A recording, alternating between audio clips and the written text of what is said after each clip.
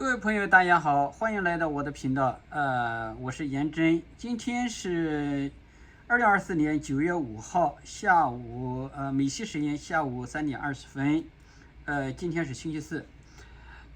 本期节目呢是有关这个一个突发新闻，就是今天下午川普总统在纽约经济俱乐部午餐会前就经济问题发表的重要讲话。我们主要是来看这样一个新闻。那么下面呢，简要介绍一下有关的这个川普总统要讲的一些事情啊。他的经济计划呢，我初步了解到有这么个5条。当然他讲的很多，因为他讲了1个多小时啊。那么第1条是为企业减税，第2条，这个拜登呢恰好是加税第2条呢是把制造业带回美国第3条是削减监管第4条促进能源生产第5条对外国商品征收更多的关税那么这个削减监管它就是说，它其中要谈到有的这个削减1条只掉1条规则要削减5条规则削减监管。那么还有这个能源生产呢，就是一定要把这个能源这个依赖别国变成独立能源独立，一定要成为一个能源独立的国家不能去老是依赖进口别国的能源。第3条第5条对外国商品征收更多的关税它其中谈到，尤其是对中国的这个产品的这个征收高关税好。前总统唐纳德·特朗普于本周四在纽约经济俱乐部午餐会前就经济问题发表重要讲话。特朗普接连回答有关经济、国家安全等问题。特朗普对俄罗斯总统普京支持副总统卡马拉·哈里斯担任总统也做出了一些回应。预计特朗普将阐述通过降低税率和取消繁重而昂贵的繁文缛节来振兴经济的计划。当然，其中他谈到咱吧，宝贝儿，咱吧，就是那个drill baby drill以重新开放化石燃料龙头和管道以及租赁和液化天然气终端，以及他保护美国经济利益免受不公平贸易行为侵害的方法，称之为特朗普互惠贸易法案。期待他的演讲强调并扩大对中产阶级、年轻人和少数族裔更快的供应驱动型经济增长的迫切需要，以帮助他们攀登成功的阶梯。但新的税收和监管激励措施也将促进更多商品的生产，以降低价格并为陷入拜登-哈里斯负担能力危机的美国人提供逃生通道。当然，不要忘记保护美元作为世界储备货币的必要性，这也是特朗普的经常提及的。前总统特朗普在纽约经济俱乐部发表关于其经济政策的演讲时承诺，如果连任，他将削减法规。特朗普承诺每出台一项新法规，至少要废除10项旧法规。我刚才说错了是5项，他说是应该是废除10项。好，那么我就简要的介绍这几点他的讲话当中的一些内容。下面咱们就来听他的这个详细内容。好。All right, we were waiting for former President Trump to arrive here over at the Economic Club of New York. You're taking a live look, and it does appear that he is going to start speaking, so let's pop up the audio. He actually told me you could speak for an hour and a half. 30 minutes. He didn't like the way I looked, I guess. But we do have a lot to I want to thank you, Bob. I also want to thank friends and respected business leaders for welcoming me back to the storied New York Economic Club. Storied indeed. A very special thanks to Barbara Van Allen. Barbara, thank you very much. And former Director of the National Economic Council, Larry Kudlow.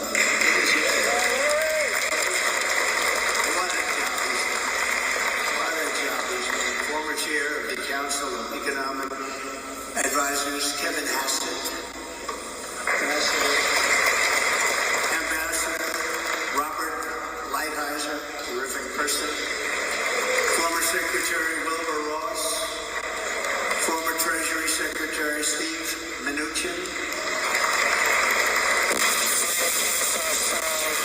Chairman Jay Clayton. Ambassador Woody Johnson.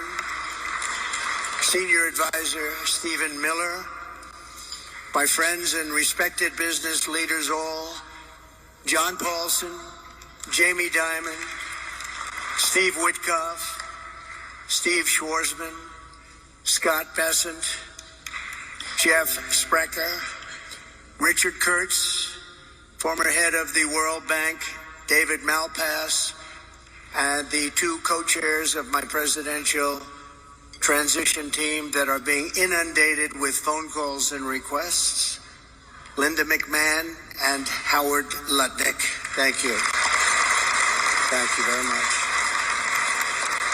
As we gather today, we have an economic disaster on our hands. We have an economy in crisis, a failing nation, a nation in serious decline under the radical policies of my former opponent, Joe Biden, and my new opponent, Kamala Harris. 1.3 million workers have become unemployed in the past 12 months. I don't know if anybody knows that. The typical American family has lost over $28,000 due to rampant and record-setting inflation. Credit card debt has reached the highest in history, with more than 1 in 3 Americans reporting they have maxed out their credit cards. They've maxed out. Families now need to earn an estimated $110,000 a year to afford a typical home, meaning 65% of households are locked out of buying just an ordinary house. Gasoline prices, grocery prices, electricity prices, mortgage rates, and virtually everything else are up 30 to 100% since I left office. 8.4 million Americans are now working second jobs, the highest in more than 30 years. The real wages of African American workers are down by over 6%, short period of time. The real incomes from Hispanic men are down 6.6%, or $3,600 per year. And on top of that, African Americans and Hispanic American jobs are under massive threat from the invasion taking place at our border. They're taking the jobs of Hispanic Americans, African Americans, and nobody talks about it. But I won't let it happen. Yet after presiding over the border, the worst in history for any country, there's never been a border like this. 21 million people, we project. This total economic catastrophe, the border czar, Kamala Harris, has now been slotted in by the Democrats to be reelected. She wants 4 more years to enforce a radical left agenda that poses a fundamental threat to the prosperity of every American family and America itself. And we're talking about America itself. She wants to defund the police, have totally open borders, ban fracking in Pennsylvania and everywhere else, take away your private health insurance, and perhaps most pertinent to the very brilliant people in this room, raise your business and corporate taxes, and unbelievably, she will seek a tax on unrealized capital gains. Most people don't even know what that means. What does it mean? She's been after all of this for years, and as everyone knows, she's a Marxist who destroyed almost single-handedly San Francisco, and when she was the AG, California itself, not the same place. People are leaving. They're fleeing like they are in New York. She'll seek out and she will try and get those things if she's elected, and she may very well succeed in getting them. She recently said her values have not changed, and these have really been her values for her entire career. Her values haven't changed. That's what she wants. So she told the truth. We're not going to let this happen. Communism is the past. Freedom is the future. And it is time to send Comrade Kamala Harris back home to California, where crime is rampant and fleeing is the #1 occupation. I'm here today to lay out my plan to rescue our country from this nightmare and to bring back to its citizens the American dream, bigger, better, and stronger than ever before. 8 years ago, I came before you as a candidate for president and shared my vision to end the stagnation and return to rapid growth. That's what we did.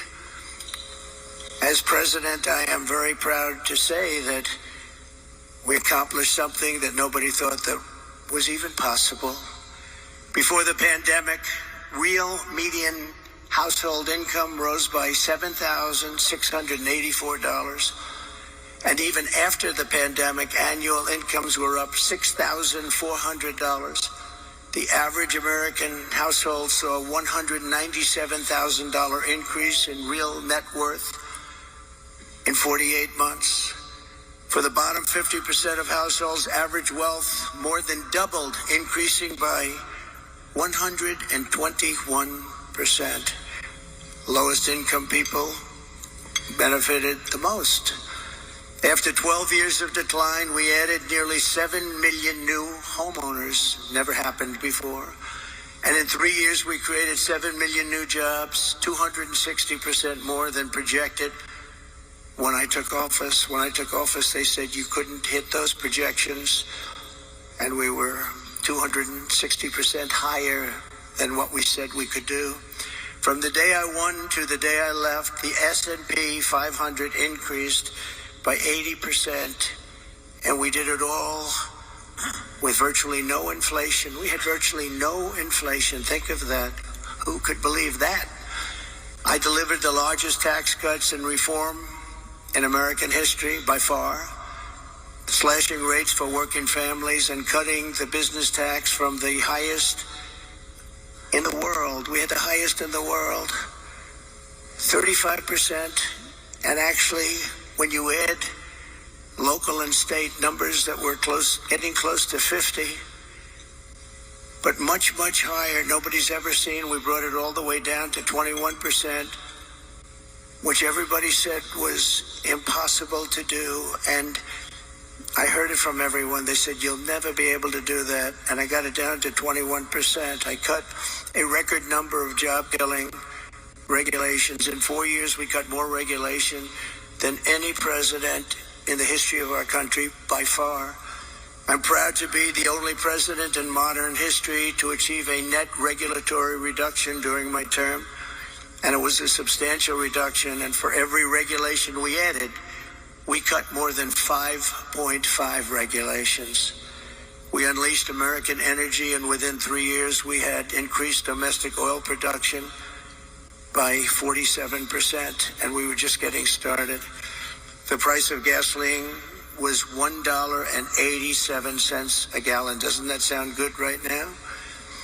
We negotiated and renegotiated more than 50 trade agreements with other countries that were taking advantage of us, as they all do, to protect the American worker and to open foreign markets, and we did a great job. I ended NAFTA, the worst trade deal ever made in the history of our country, and replaced it with the USMCA, perhaps the best trade deal ever made in history.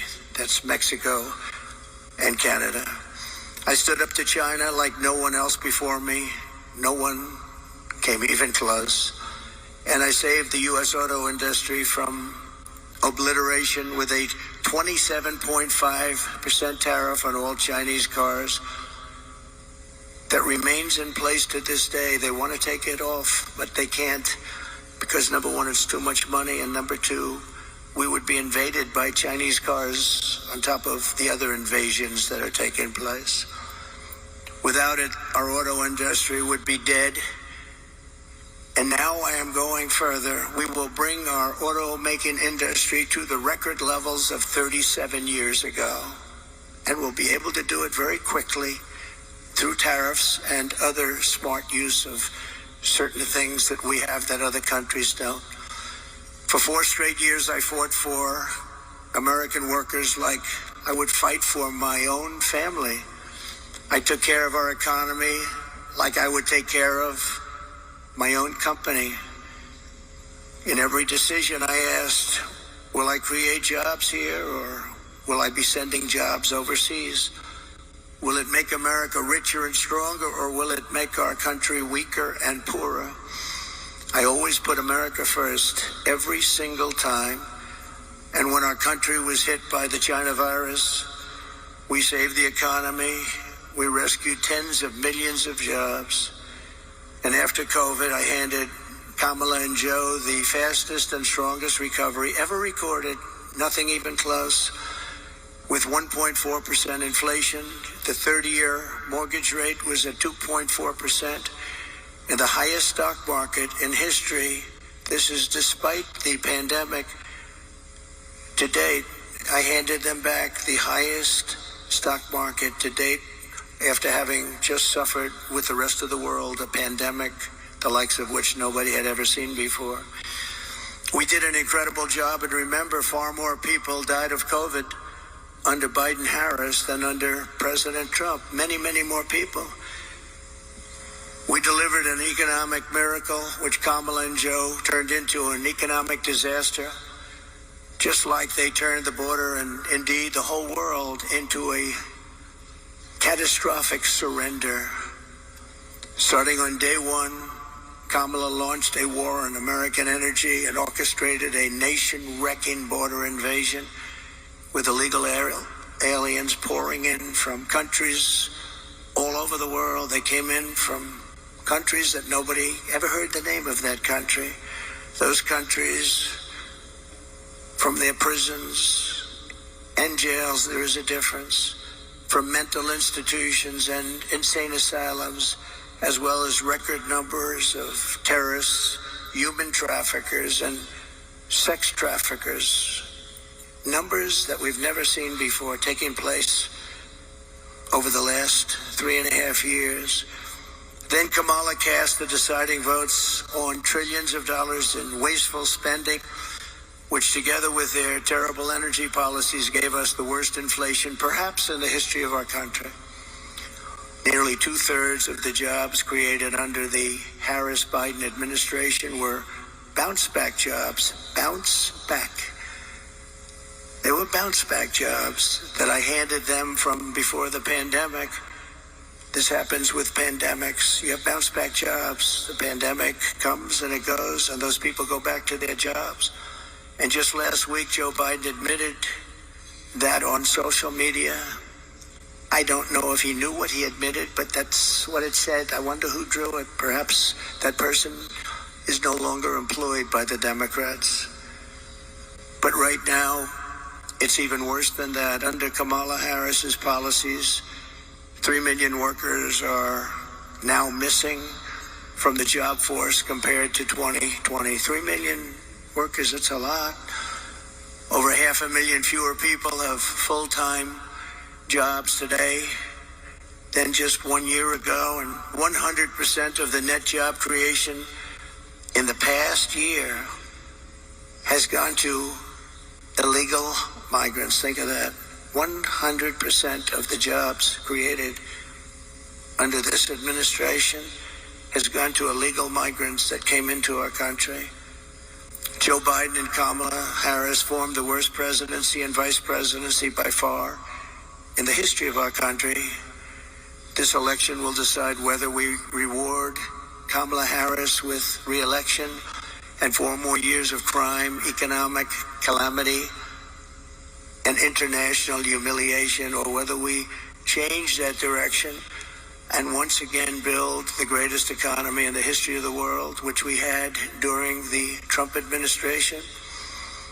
Kamala Harris is the first major party nominee in American history who fundamentally rejects freedom and embraces Marxism, communism, and fascism. You're learning about this, you'll find out nobody knew who she was. Just a few months ago, they didn't know who she was. She's promising communist price controls, wealth confiscation, energy annihilation, reparations, the largest tax increase ever imposed, and mass amnesty and citizenship for tens of millions of migrants who will consume trillions of dollars in federal benefits and destroy Social Security and Medicare. They will be destroyed. They're already putting them into your Social Security and Medicare rolls. I am promising low taxes, low regulations, low energy costs, low interest rates, secure borders, low crime, and surging incomes for citizens of every race, religion, color, and creed.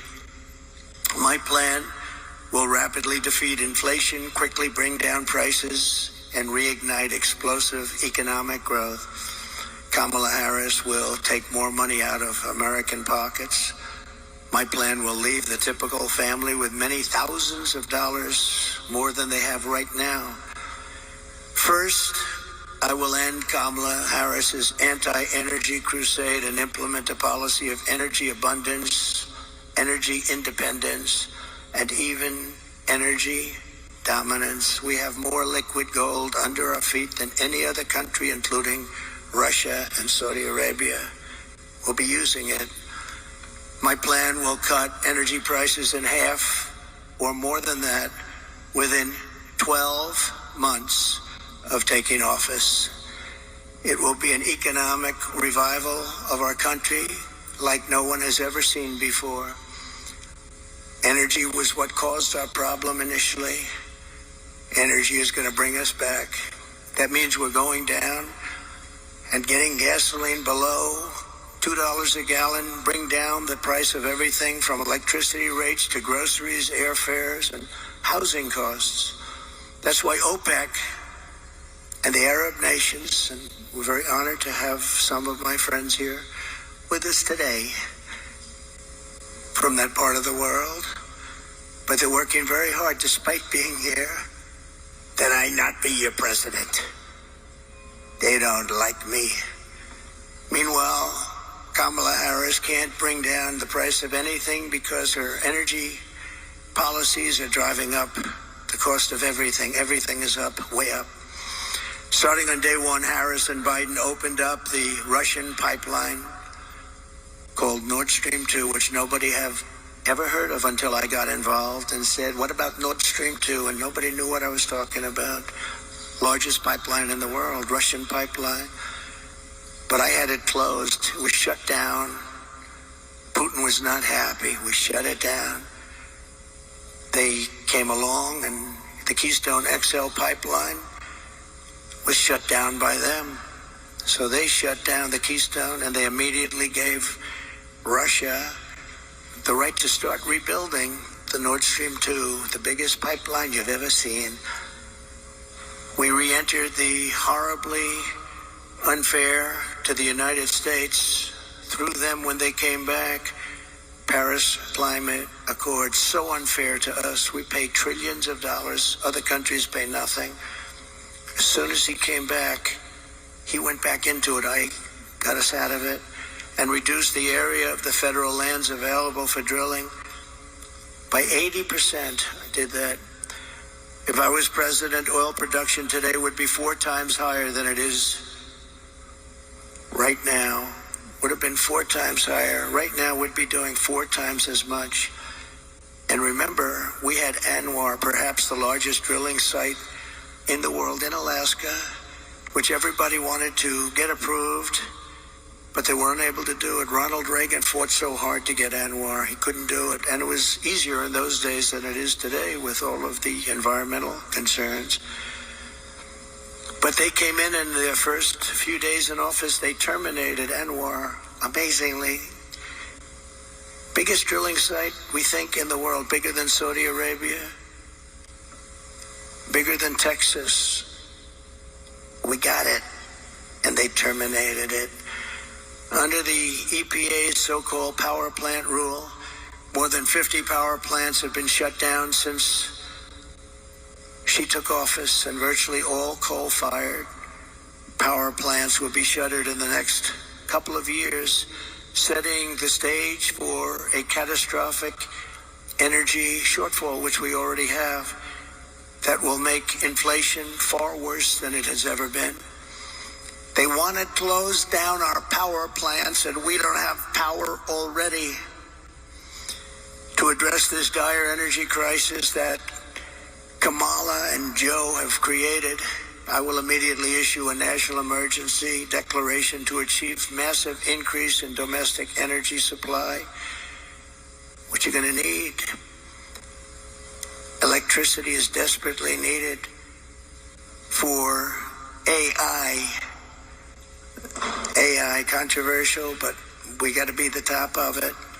And we would need, hard to believe, twice the electricity that we currently have right now for everything in order to be dominant. And China is already building massive electricity producing plants. We haven't even thought about it. We will think about it, and I'll get it done on an emergency basis. So we'll be the leader in AI and every other form of technology.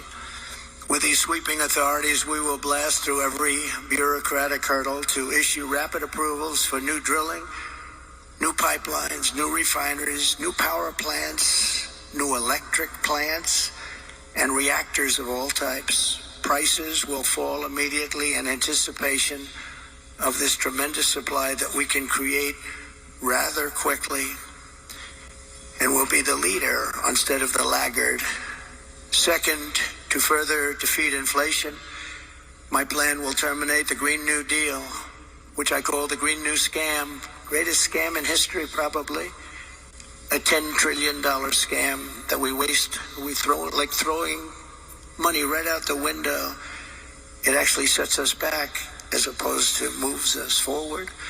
And rescind all unspent funds under the misnamed Inflation Reduction Act, which the Democrats agreed after it was approved that it wasn't for that purpose. It was for other purposes like giveaways. Kamala spent $7.5 billion to build 8 charging stations. Think of a charging station like a fuel pump with electricity coming out of it. 8 charging stations in the Midwest for electric vehicles cost billions and billions of dollars. 7.5 billion, they think, but the costs are still going, and 3 of them don't work and never will, probably. Other than that, it's worked out quite well. I will end the electric vehicle mandate, stop the appalling waste, and save taxpayers an estimated $1 trillion. Third, I will launch a historic campaign to liberate our economy from crippling regulation. My first term, I pledged to cut 2 old regulations for every 1 new regulation, and we did much better than that, as I've said. Yet over the past 4 years, Kamala has added $6,300 a year in regulatory costs onto the backs of the typical American family. Think of that. To stop this onslaught and lower prices, I'm pledging today that in my second term, we will eliminate a minimum of 10 old regulations for every 1 new regulation. We'll be able to do that quite easily, actually. And instead of attacking industries of the future, we will embrace them, including making America the world capital for crypto and Bitcoin.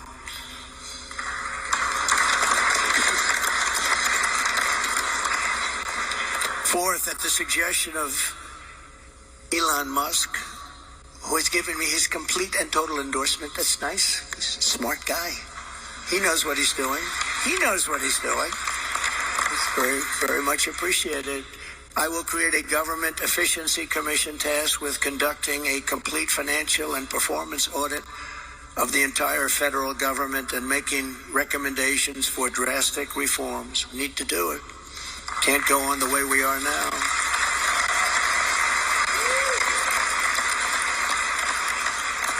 And Elon, because he's not very busy, has agreed to head that task force. Be interesting. If he has the time, it'll be a good one to do it, but he's agreed to do it. In 2022, fraud and improper payments alone cost taxpayers an estimated hundreds of billions of dollars. As the first order of business, this commission will develop an action plan to totally eliminate fraud and improper payments within 6 months. This will save trillions of dollars, trillions. It's massive. For the same service that you have right now, trillions of dollars is wasted and gone, and nobody knows where it went. Further taming inflation and bringing prices way down. The fifth pillar of my plan is to make the Trump tax cuts permanent. They are massive tax cuts, biggest ever, permanent. And to cut taxes even more, and we will have no tax on tips, something which they copied 4 weeks after I said it. She got up and said, no tax on tips. I said, I just said that. She is actually copying a lot of my plan. In fact, we're going to send her a MAGA sometime in the next week. We're having a special one made. But we also know she doesn't mean it. She's going to stick with what her whole life has been about. And also, no tax on Social Security benefits. People on Social Security have been wiped out by inflation, and now on top of it, we tax their benefits. We're not going to tax their benefits. We have so many different ways of making so much money. This country, the potential is so incredible. We don't have to take it away from people on Social Security. We're not going to do that. We're going to save Social Security. She's going to destroy Social Security. Under the Trump administration, we proved that targeted tax cuts do not increase the deficit. They reduce the deficit by growing the economy and raising revenue. After we gave the massive tax cuts, we took in the following year with a much lower rate, billions and billions of dollars more than we did the previous year with a high rate. Think of that. So with a much lower rate, we took in more money because people were incentivized. Corporate tax revenues are 31% higher today than before my tax law was signed. With all of those cuts, 31% higher. To further support the revival of American manufacturing, my plan calls for expanded R&D tax credits, 100% bonus depreciation, expensing for new manufacturing investments, and a reduction in the corporate tax rate from 21% to 15% solely for companies that make their product in America.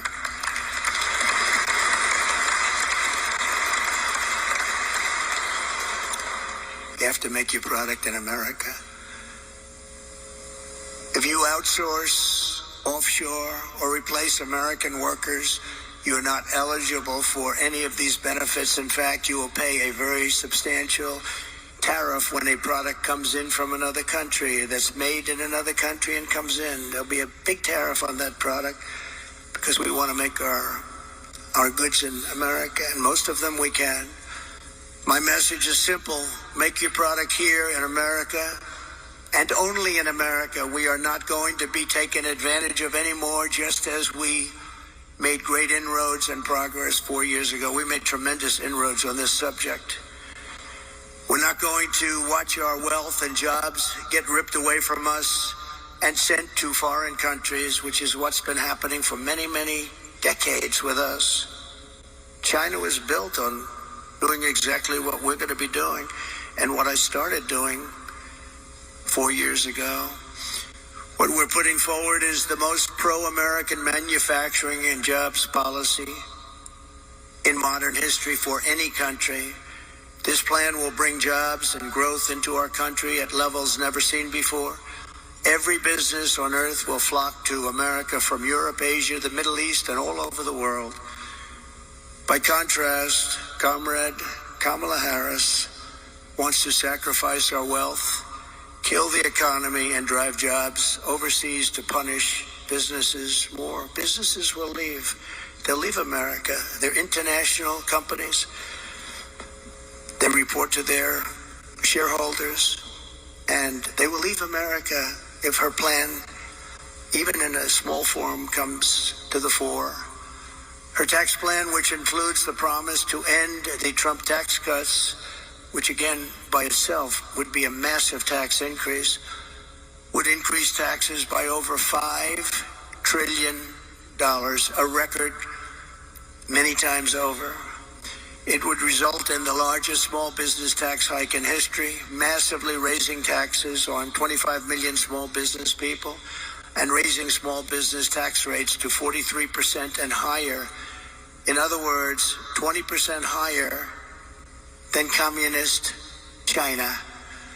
Kamala is also vowing to raise the corporate tax rate from 21 to 28%. We're bringing it down to 15%. But she really is looking to raise it to 40, 45, or even 50%. You know that. All you have to do is follow her past path. Radically raise the capital gains tax rate, which she wants to do, and they don't even want to give a number. And for the first time ever, impose a 25% tax on unrealized capital gains. So if you happen to have a lot of wealth but no cash, you're in a lot of trouble. This will lead America into a 1929 depression, and it will be a depression and a territory that we have not seen for a long time. There's a gentleman that happens to believe that, Scott. These policies, especially the tax on unrealized capital gains, would decimate the U.S. economy. Companies and innovation would flee from America to other countries. Venture capital markets would disappear, the stock market would be annihilated, and investors assess the tax liabilities of large shareholders. The seniors and senior pensions would totally go up in smoke. They'd be worthless. These are not the policies designed to create a prosperous America. These are policies to turn the United States into Venezuela on steroids. Even if for this reason alone, Kamala Harris must be defeated decisively this November. Has to be defeated.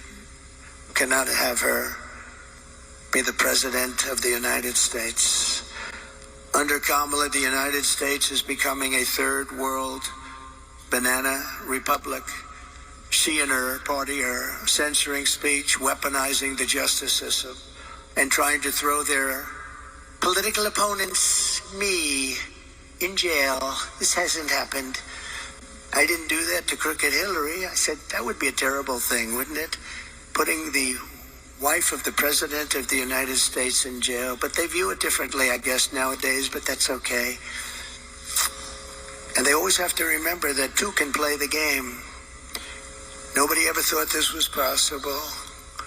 This is how you create massive capital flight and turn once prosperous nations into absolute ruins.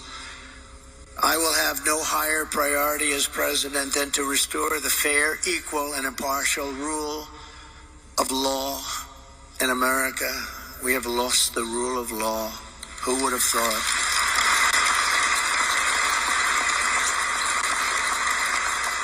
Number 6, under my leadership, America will encourage domestic production instead of punishing it. As you know, our country's vast manufacturing wealth was created at a time with very little domestic taxation, few regulations, and most revenue came from tariffs from other countries. That was when we were at the wealthiest ever. Proportionately, we were the wealthiest country ever during those days.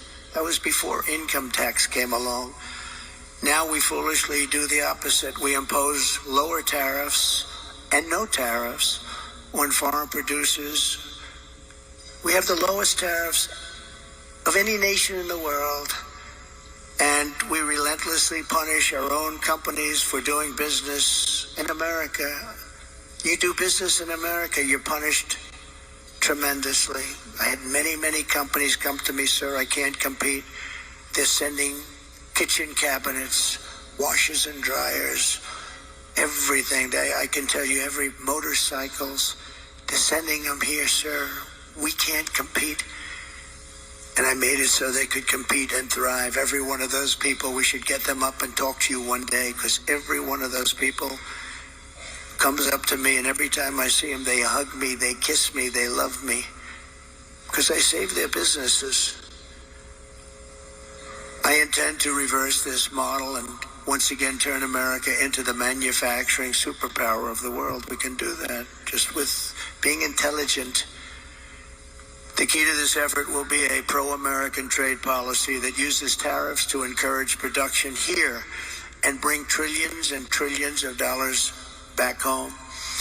And you know what? We deserve it. We've been helping other countries get rich at our expense.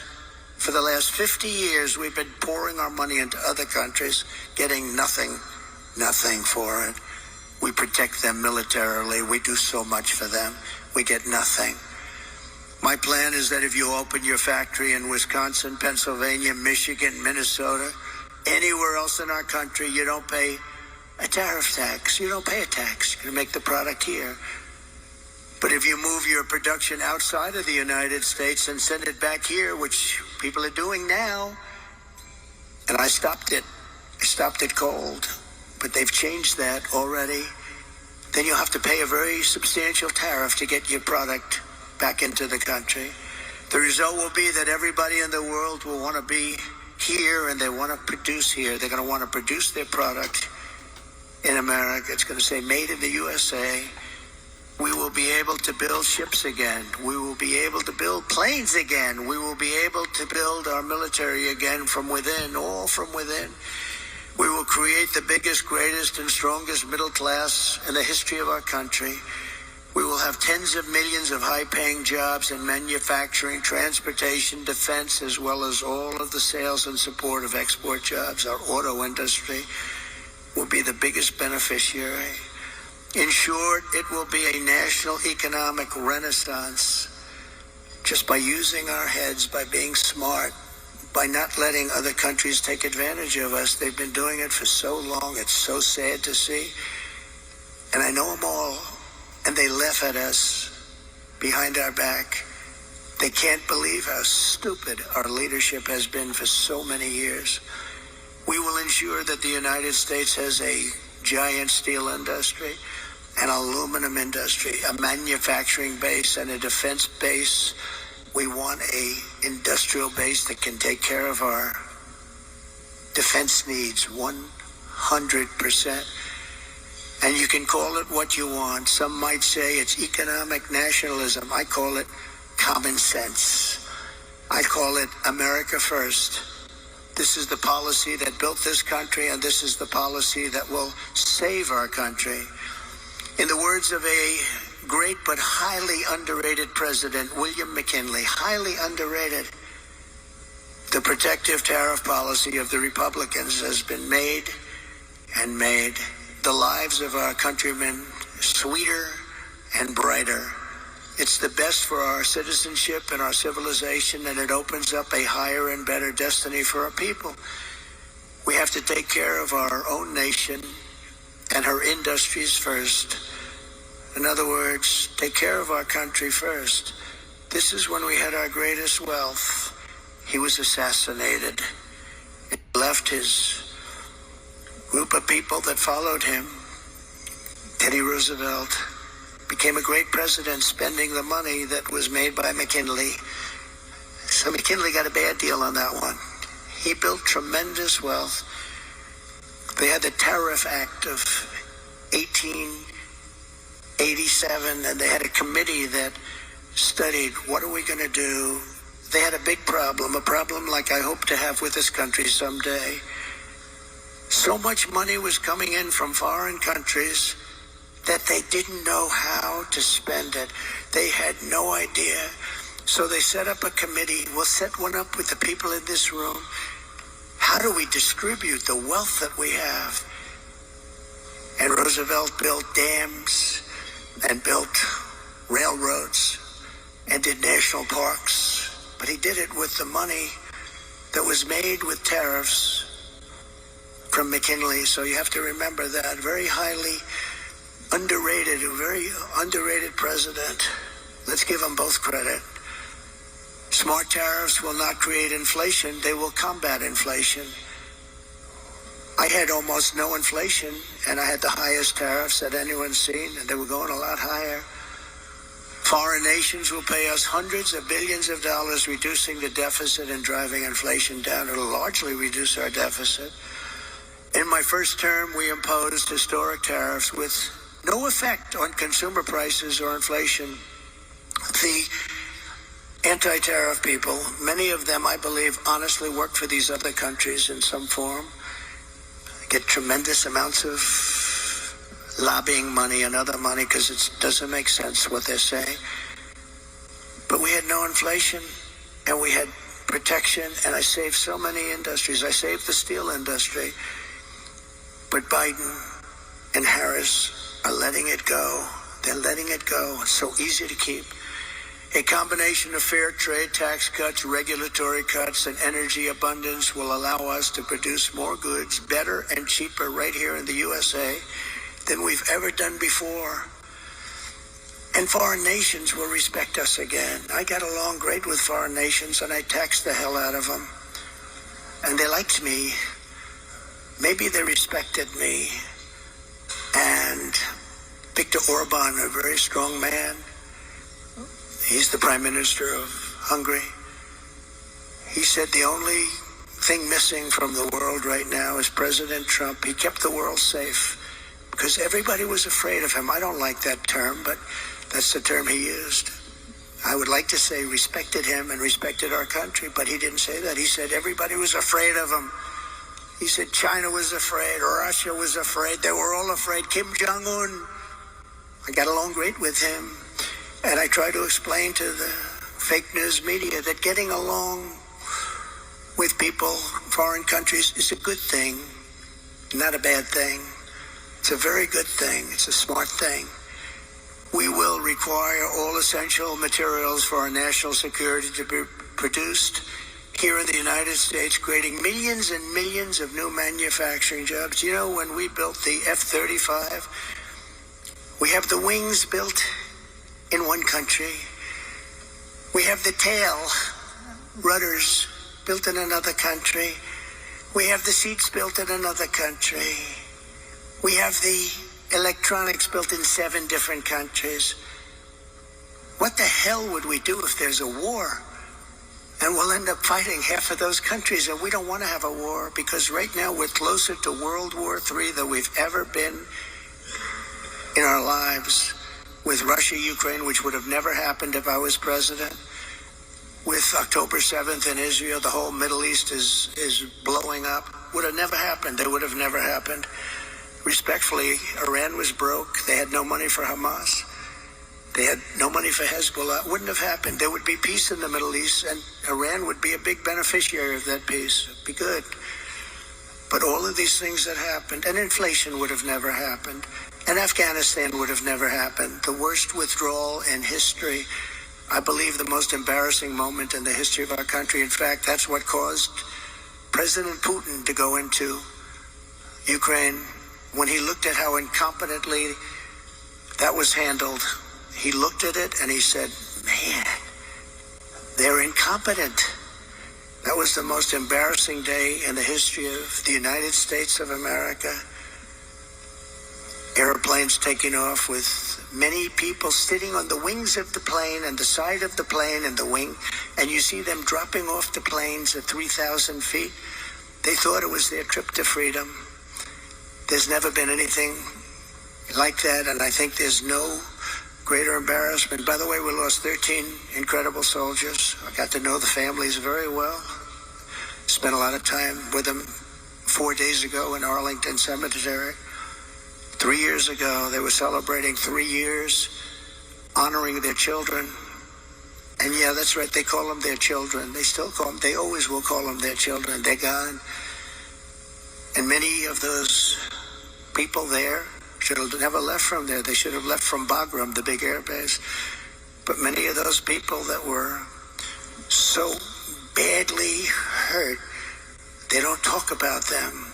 No legs, no arms, obliteration of their face, their entire body, and nobody mentions that. We left Americans behind, large numbers. We left $85 billion worth of equipment behind because we took our military out first. A child would know you don't. You take your military out last. And just remember one final point on that, because it's a little bit different from our subject, but not really, because it's all about our country and common sense. But for 18 months, I spoke to the leader of the Taliban. The press was very upset that I spoke to him. His name is Abdul. I said, Abdul, don't do this, Abdul. Don't do this. But why, he said, do you send me a picture of my home? I said, Abdul, you're going to have to figure that one out for yourself. But don't do this, Abdul, because it's going to end badly for you. And for 18 months, we didn't have one soldier shot at or killed in Afghanistan. And then we took our soldiers out. We had a very, very disgraceful election. And this group came in, and they didn't know what the hell they were doing, and they still don't. They've gotten worse. You know, with experience, you're supposed to get better. They got worse. They're worse now than they ever were. And we're going to turn our country around. We're going to become a major producer of rare earth minerals. We're going to create jobs and making it really, and us, truly self-reliant. Remember the rare earth where we have to go to China. We have sites that are tied up with more than anybody else has. They're environmentally protected. We have sites that are phenomenal. Everything you want in terms of rare earth, and we can't use them because of environmental protection. But we're going to end that very quickly as soon as I get to office. We will make housing much more affordable. As inflation is tamed, interest rates will dramatically fall. They'll be down very, very low. We'll get them down. We had them down to 2.4% and even lower than that for a period of time. Reducing mortgage rates is a big factor. We're going to get them back down to, we think, 3%, maybe even lower than that, saving the average home buyer thousands of dollars per year. They can now go out. Young people will be able to buy a home again and be a part of the American dream.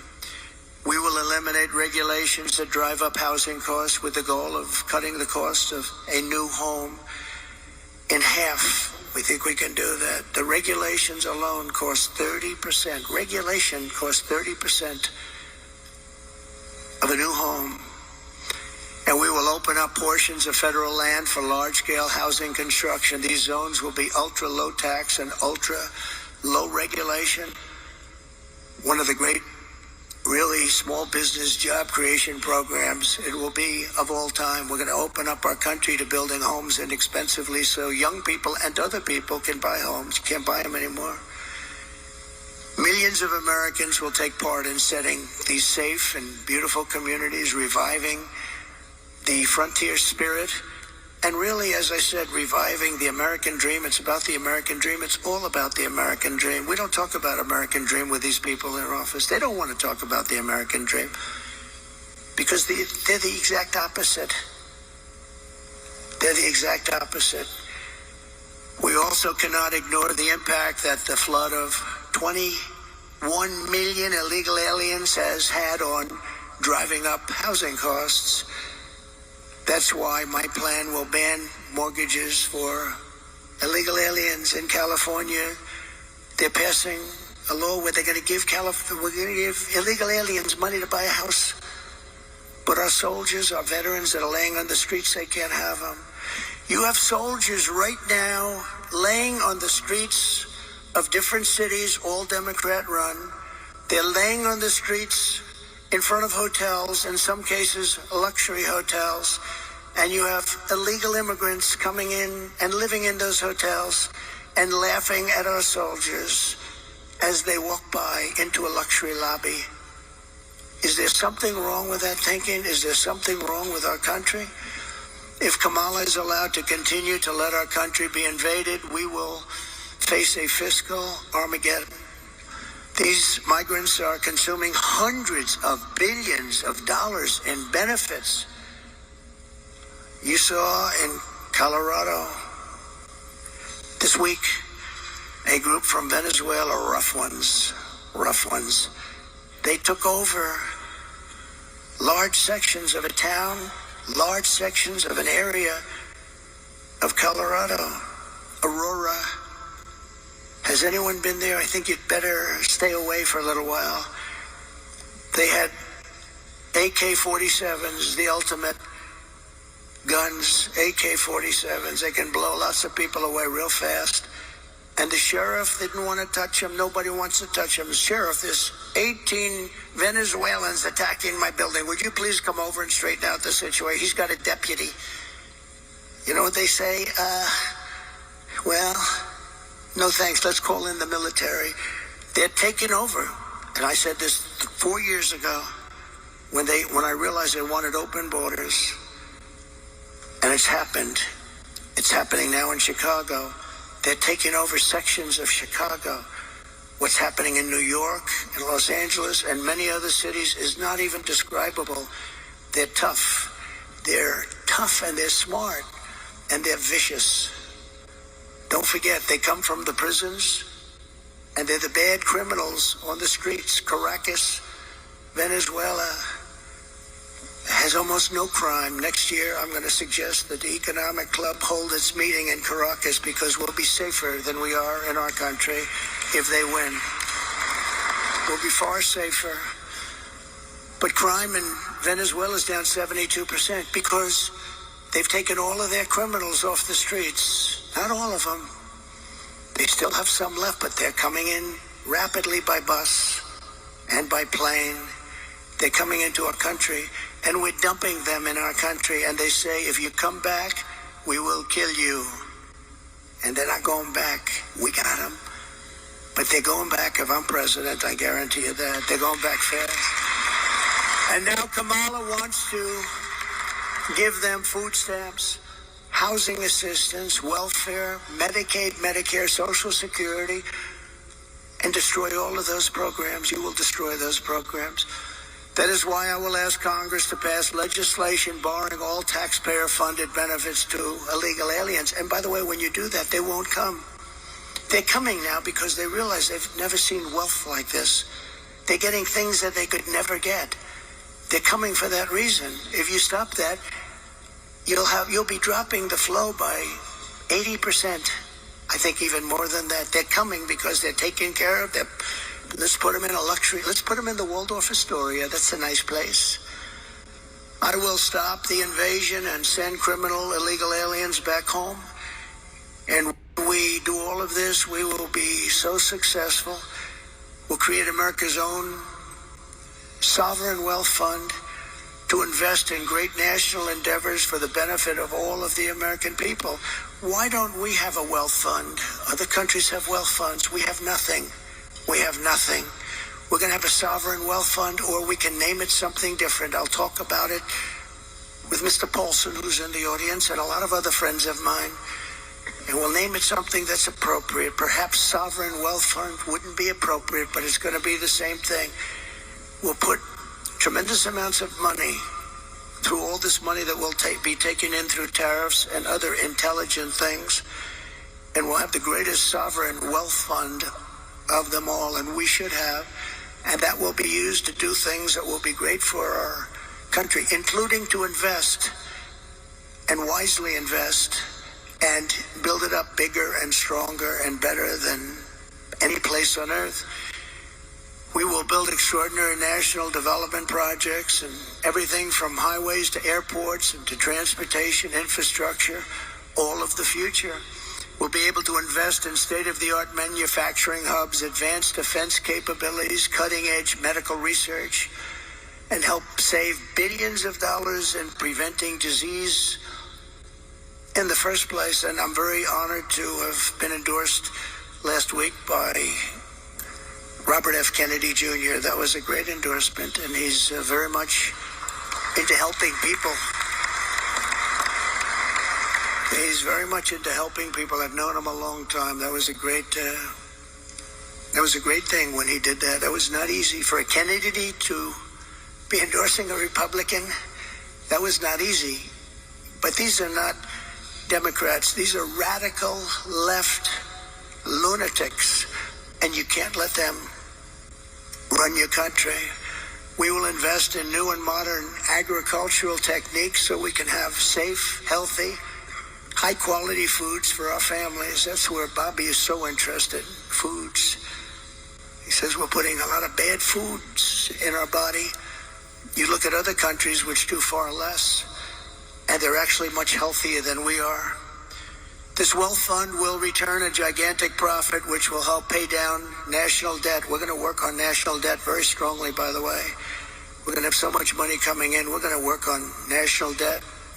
We're close to $36 trillion right now. We're going to work on getting it down.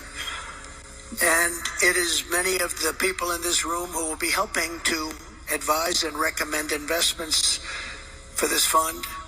This is how we will end the era of inflation, mayhem, and misery under Kamala Harris, the worst vice president in the history of our country, and unleash a new era of safety, prosperity, and success for our workers, our families, and our businesses. And I've done it before. We did a great job, and now we really know our job well. I know the smartest, the best people. We have the best people. We have people that many in this room, they know exactly what we want to do. You know, it's interesting having experience because I won an election. I went to Washington. I was only in Washington 17 times. I never stayed over. That's according to the fake news, but I think they're right. But I got to know Washington well. And I know the smart ones and the dumb ones. I know the ones that can help make us great and the ones that can only take us into bad territory. I got to know a lot of people, probably as many as anybody at that level. And we have incredible talent, and we're going to be using that talent. We had some incredible talent, much of it sitting up here and sitting down here. They did a great job on trade. Bob Lighthizer, so many of the people did such a great job. We rebuilt our military. We rebuilt our entire military, did a great job. We have great generals, not the television generals, not the generals that took us out of Afghanistan in 24 hours and left that horrible situation, but we have great generals. We defeated ISIS. It was supposed to take 5 years. It took me 4 weeks. 4 weeks. Our generals did a great job. We have great people in our military, and our military is not woke. Believe me, you couldn't get these guys to be woke. Some of the guys on top are woke, but those aren't the ones that are great. So we're going to do things that we didn't do even the first time. We had a great presidency. There was an article written the other day that the Trump presidency was a great presidency. With victory on November 5th, which will go down as the most important day in the history of our country, inflation will be gone. Our energy will be unleashed. Our economy will be set free. Our sovereignty will be restored. Our citizens will thrive. Growth will come roaring back. And America's future will be brighter than ever before. So I want to thank you all. This has been a lovely experience. It was years ago that I was here. We talked about what we were going to do, and we did just about everything we said. And if you'd like, we'll take a few questions, Bob. Great. Thank you very much. Thank you.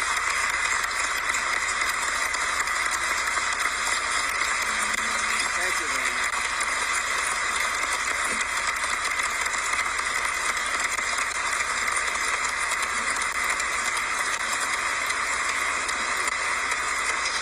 Thank you very much. And we're now moving, as promised, to the question and answer portion of the program. Our four very able questioners today are H. Rajan Cohen, the Senior Chair of Sullivan & Cromwell, Sandra Gerber, Founding and Managing Partner, CEO and CIO of Hudson Bay Capital, Mr. John Paulson, founder of Paulson & Company, and Rashma Sanjani, founder and CEO of Girls Who Code and Moms First. We're going to go in alphabetical order, and therefore, Raj, you have the first question. Thank you, Bob, and thank you, Mr. President. Thank you.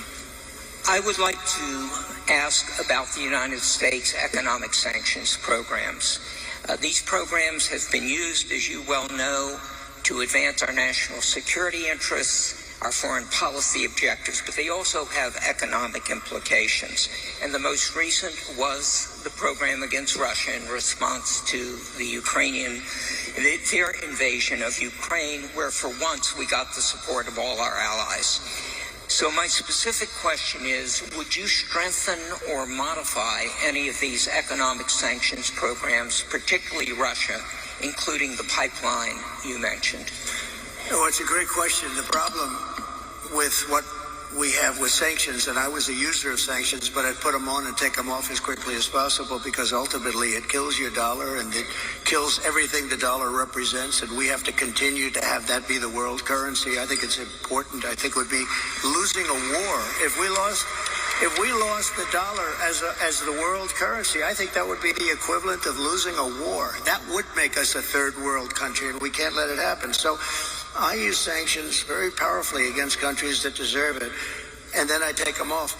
Because, look, you're losing Iran, you're losing Russia. China is out there trying to get their currency to be the dominant currency, as you know better than anybody. All of these things are happening. You're losing so many countries because there's so much conflict with all of these countries that you're going to lose that, and we can't lose that. So I want to use sanctions as little as possible. One of the things that we have with tariffs is that I'll say to them, you don't honor the dollar as your world currency. Is that right? You're not going to do it? No, we're not. I said, that's okay. I'm going to put tariffs all over your product. And they're going to say, sir, we'd love to honor the dollar as the world currency. You know, tariffs, in addition to monetary and the money that we'll take in, which will be bigger than you've ever seen in this country before, gives you tremendous political power for something like that. As an example, I stopped wars with the threat of tariffs. I stopped wars with two countries that mattered a lot. A lot of people would have been killed. And I threatened tariffs coming into the United States if they don't make peace. And we made we didn't have conflicts like you have right now. We had very intelligent people. But the biggest threat you have is you lose that currency, and we have lost something that you'll never get back. And we can keep it if we're smart, but they use it too much, and then they just forget about it. And these countries like Russia, it's going out now and doing its own thing, and, you know, they're going out bragging about how they don't need us anymore, et cetera, et cetera. The sad part about Russia is that Ukraine would have never happened if I was president, so we wouldn't really have to be talking about sanctions. But it did happen. And one of the things I'm going to do, a little bit relevant to your question, is if we win, I believe I can settle that war while I'm president-elect. Before I ever get into office, I can get that war settled and get that war stopped, because it's a horrible, horrible war. And far more people are killed in Ukraine, far more people than you're realizing. They'll knock down this massive building, amazing, the size of these buildings. They'll knock it down. They'll say nobody was injured. No, a lot of people were killed. The real numbers are far greater than what people are looking at. So I think it's a very important thing. Sanctions have to be used very judiciously, and you can win. We have things much more powerful, actually, than sanctions. We have trade, but we cannot lose our dollar standard. Very important. Thank you very much. Great. Sander? Thank you, Mr. President, for all the details on your economic policy. As you alluded to, tariffs are the other side of sanctions. And given that China is our major trading partner with our largest imbalance and possibly our chief national security threat to the United States, how can we better institutionalize trade policy and national security policy to be coordinated? So I had a great relationship with President Xi of China. Really very close relationship. Now look, he likes China, I like us, so, but I don't want to sound foolish. He was my dear, dear friend. He's a tough guy. He's a fierce person. I say very smart. You know, when you say he's smart, the fake news goes crazy. He said President Xi is smart. And I say, yeah, well, he controls 1.4 billion people with an iron fist. He's smart. But we had a very good relationship with China until COVID. And when that came in, it was a whole different ballgame as far as I was concerned. You know, we made a great China trade deal, maybe better than the USMCA, and I'd never talk about it because what happened with COVID for the whole world, $60 trillion and, you know, deaths, 70 million, 60, nobody even knows how many deaths. And it all came out of Wuhan. So it changed my relationship. But I think I'll have a great relationship with China. I had one before. And they respected us, but they respected us because they no longer thought we were fools. They used to think we were fools because we built China. They would take over $500 billion a year and use it for their military and other things. And we got nothing out of that. We got some cheap product. You can buy 19 pencils instead of 2. Who the hell cares?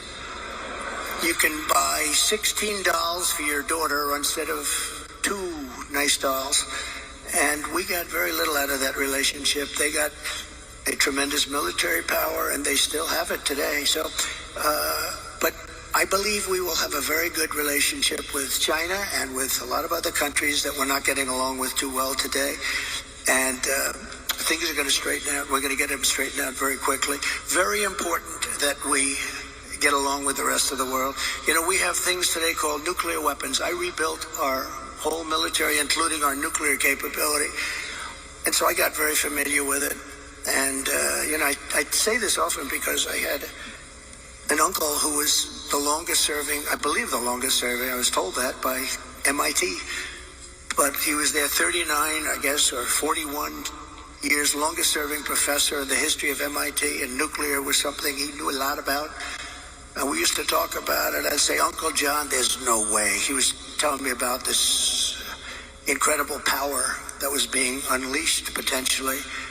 And I say, Uncle John, you could never. And you know what? He was very modest because I've seen the destructive capability.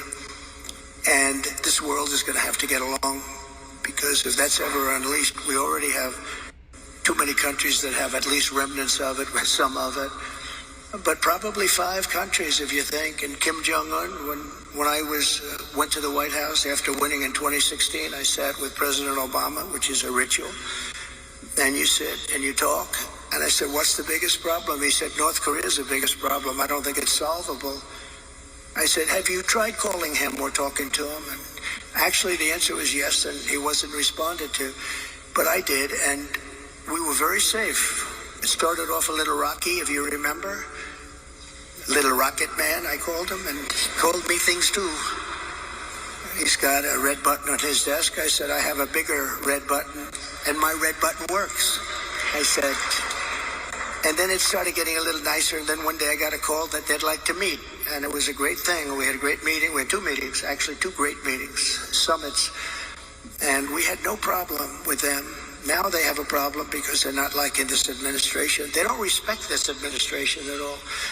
So we have to get along. We have to get along. We can't have World War III. You're going to end up in World War III. Just like you should have never had Russia go in. It would have never happened if a competent person led us. It would have never happened. He led them into it. And I'm not blaming Biden. But you know what? What he was saying was exactly the wrong thing. I said, we're going to have an invasion because of a lot of the rhetoric. It was stupid rhetoric, but it would have never happened. Not only for that reason, oil was down low. You know, oil was almost at $100 a barrel. So Putin is one of the only people. I mean, nothing's easy in life, but Putin at $100 a barrel, war works. At $40 a barrel, it didn't work at all. So we're going to get back to a intelligently run place, a place where other countries aren't using the word nuclear. That word was never talked about because I knew the power of it. And I talked to Putin about it. I talked to President Xi about it.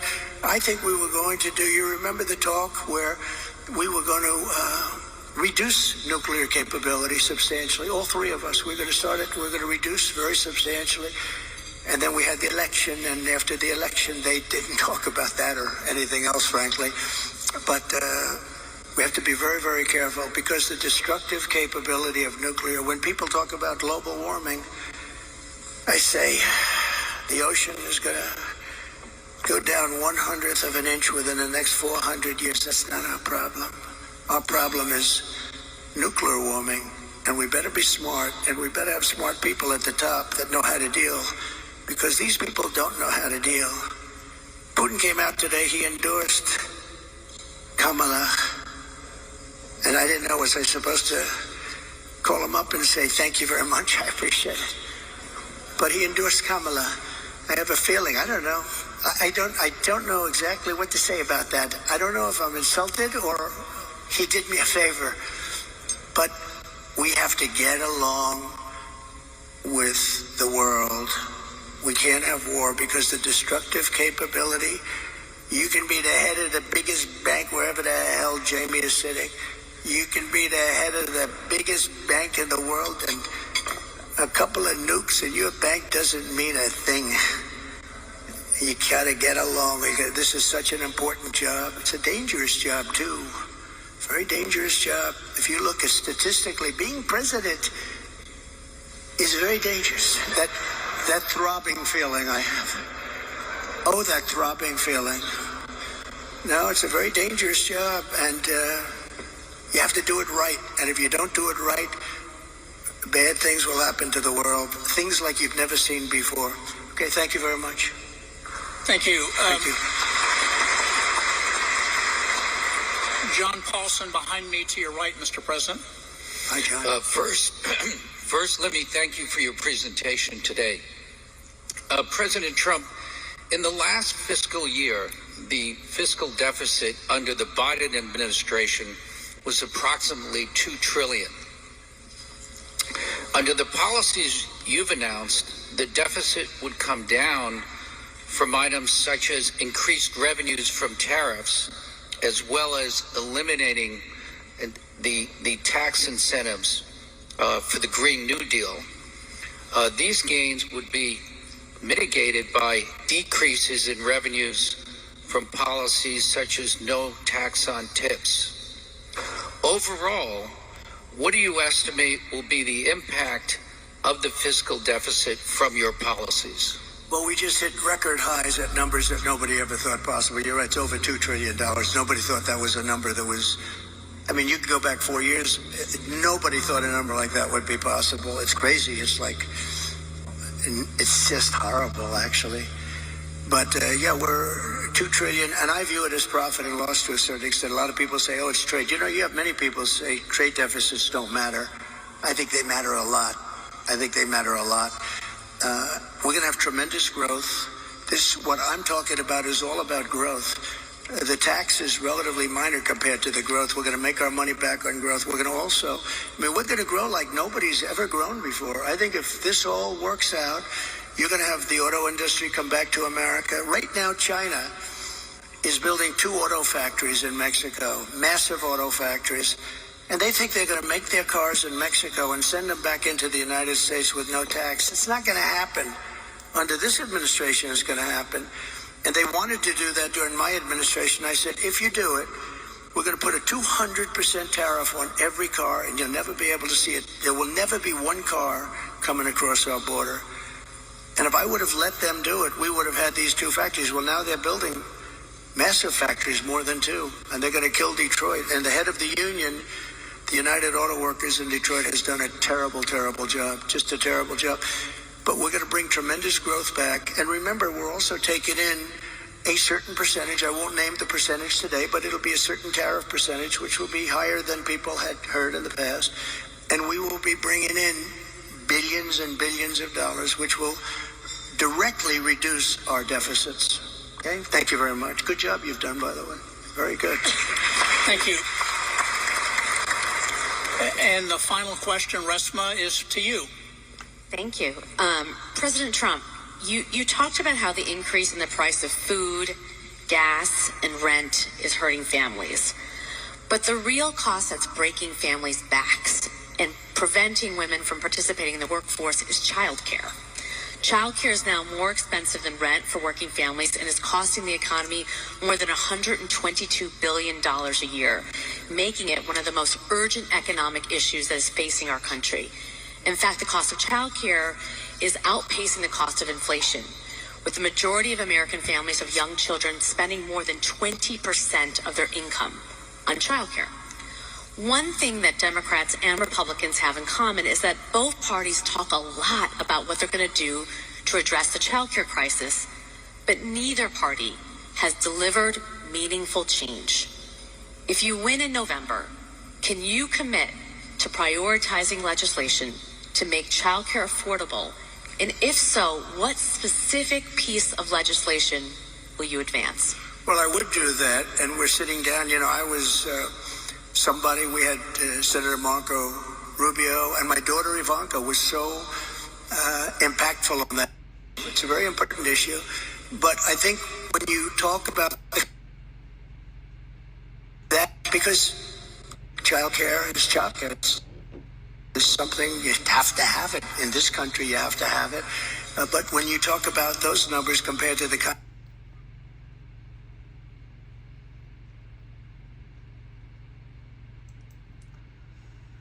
好了，这个关于川普总统今天下午的这个重要的经济讲话，我们就这个看到这个地方啊。